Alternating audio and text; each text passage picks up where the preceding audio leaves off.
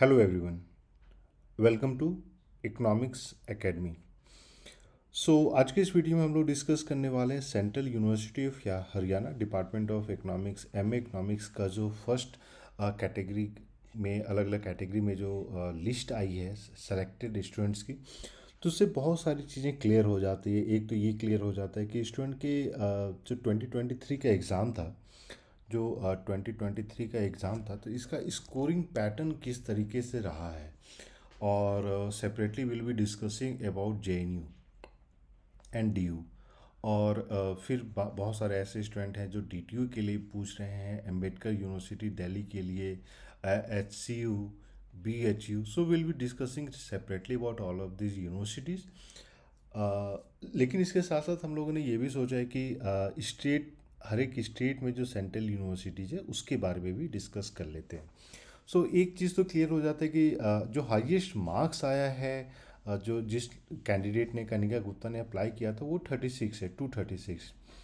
अब 236 को अगर हम लोग डिटेल रूप में देखते हैं तो जो हरियाणा है उसमें पार्ट ए और पार्ट बी दोनों के मार्क्स इंक्लूड करके ही ये जो है मेरिट लिस्ट क्रिएट किया गया है।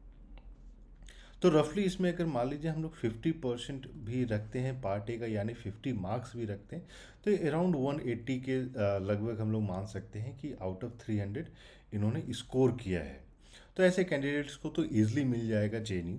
लेकिन ओवरऑल अगर हम लोग मार्क्स की बात करते हैं, क्योंकि होता क्या है कि जितने भी कैंडिडेट्स ऐसे हैं जिनका स्कोर कम आता है तो अलग अलग यूनिवर्सिटीज़ में अप्लाई कर देते हैं। और इस अलग अलग यूनिवर्सिटीज़ में अप्लाई करने से एक चीज़ तो क्लियर हो जाती है कि किस तरीके से स्कोरिंग पैटर्न रहा है, वो क्लियर हो जाता है। तो जनरल कैटेगरी में जो टोटल 16 लोगों के जो लिस्ट में नाम आए थे, जो लास्ट कैंडिडेट है उनका जो है 149 ही स्कोर आ पाया है।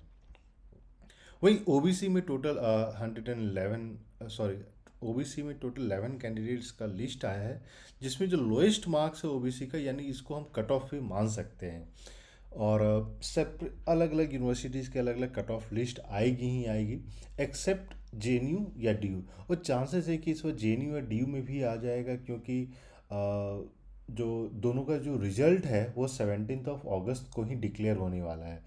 अब बहुत सारे कैंडिडेट ऐसे होंगे, या 100% कैंडिडेट ऐसे होंगे जिन्होंने डीयू में भी अप्लाई कर दिया है और जेएनयू में भी अप्लाई कर दिया है। अब उनके पास जितने टॉप रैंकर्स हैं उनके पास तो चॉइस रह जाती है कि हाँ मुझे कहाँ जाना। तो इस बार चांसेस हैं कि आपका जो एटलीस्ट इकोनॉमिक्स जैसे सब्जेक्ट में आपका जो है सेकंड कट ऑफ लिस्ट या थर्ड कट ऑफ लिस्ट तक आएगी ही आएगी। वहीं मेरिट लिस्ट अगर देखते हैं, शेड्यूल कास्ट का जो लास्ट कैंडिडेट है, टोटल 6 स्टूडेंट्स का लिस्ट आया है। तो इसमें जो है लास्ट कैंडिडेट का मार्क्स आपका 105 है।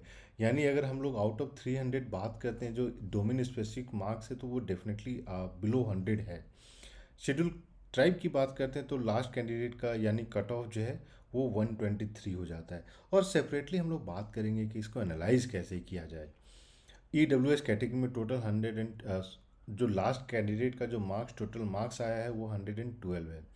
ये प्रोविजनल मेरिट लिस्ट है। इसके बाद अलग अलग यूनिवर्सिटीज़ के अलग अलग मेरिट लिस्ट आएंगी, तो उन सबको हम लोग सेपरेटली डिस्कस कर लेंगे।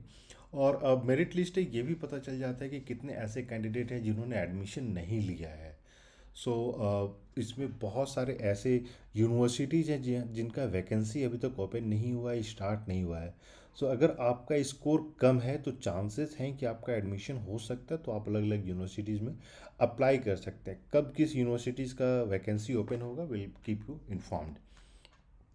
और इसके अलावा आपके पास और कोई क्वेश्चन है जो आप पूछना चाहते हैं, तो 8448878849 पे आप अप्लाई कर, कॉल या मैसेज करके, व्हाट्सएप करके पूछ सकते हैं। और इसके साथ ही मैं बता दूं कि 2024 के लिए जो है ऑनलाइन क्लासेस September 4 से स्टार्ट होगी। तो ऑनलाइन क्लासेस में क्या क्या मिलता है, study material, question bank, test series, सारे चीज़ के बारे में जो है आप कॉल करके पूछ सकते हैं। इसके अलावा आपके पास कोई क्वेश्चन है जो आप जो है कमेंट में भी कमेंट करके पूछ सकते हैं। Thank you and we wish you all the best.